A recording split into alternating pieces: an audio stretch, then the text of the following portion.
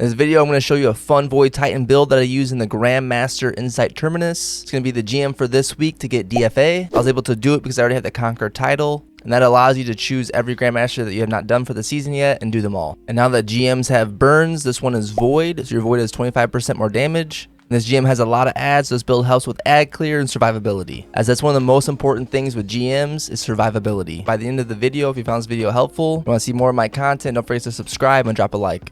Basically, I had arbalest to deal with the anti-barriers. Irisha's Embrace is a Void. Faster firing rate to go for my volatile rounds, because every shot's going to give that explosion, so it's going to give way more damage than like a slower, higher damage weapon. Perpetual Vorpal, Thread Needle, Field Prep Vorpal, because this GM has a Void Singe, which means you do 25% more damage, but you take 50% extra damage, so definitely have your Void resistance on. I use a Vortex Grenade, Shield Throw. I have to be able to throw my shield. It applies volatile to them with Controlled Demolition. My distance, I get overshield when it hits them. My grenade, when I throw it, also will have that volatile explosion going on. And with this, I get healed on those explosions. Those grenade kills with Echo of Instability will give me volatile rounds to my guns. Again, as I mentioned, the faster firing rate is better with volatile rounds. Starvation, I get Devoured. I didn't really use this too much, but Devour heals you and gives you grenade energy back. You can switch this out if you choose. Persistence, it's gonna give me my overshield, and Devoured, it's gonna make it last longer. Again, Controlled, and then Bastion, so that whenever I need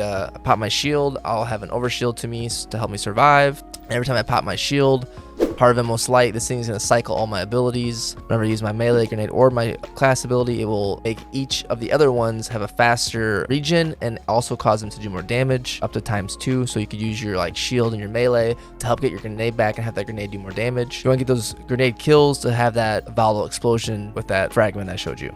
Mods aren't really necessary. I mean, I do have Fauna Might going.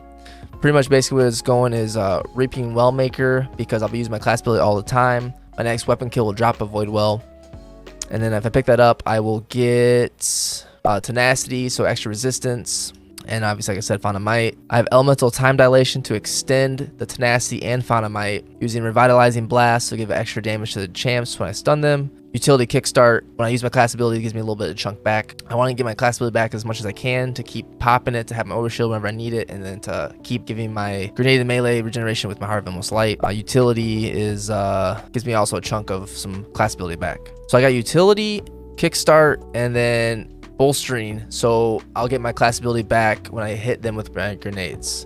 So a lot of stuff to give me my class ability back. I am also running 100 Discipline, also gives me my class ability back fast, but 100 Resilience, you want this on all classes, give you that 40% damage reduction. Helps you to survive a lot easier. That's pretty much the whole rundown. All the mods, for the most part. I've always used this since last season when Void came out, and I loved using it. I love the playstyle. And Battle Disciple Raid, the first encounter and third encounter. So it's really cool to be able to use this in a GM, because this GM has Void Burn and this GM has a lot of ads. So this is a nice tank in your face, dealing with ads, surviving. Pretty lit. On this run through the GM, I had the Bubble Super. It's nice to get Clutch of Reses. Also, you get Weapons of Light that gives you 25% extra weapon damage. So it's nice when you're trying to chip away at the boss's health. This build is really nice for the room before the boss room. The hardest part about this room, besides the champions, is just the amount of ads that are always coming out. So having these nades that cause these volatile explosions was super useful and a lot of fun. Same situation in the final boss room, tons of ads. Thing that made this Nightfall hard in the past, which is worrying about ad control. And Void 3.0 makes it super easy. Not only get the ad control, you get that survivability. Other builds might have you running around shoulder bashing everything.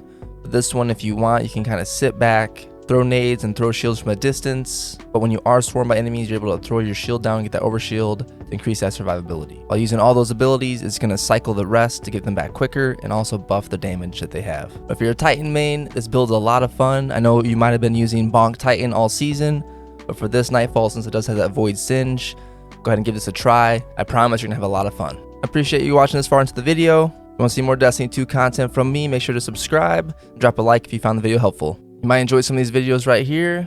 Until I see you in the next one.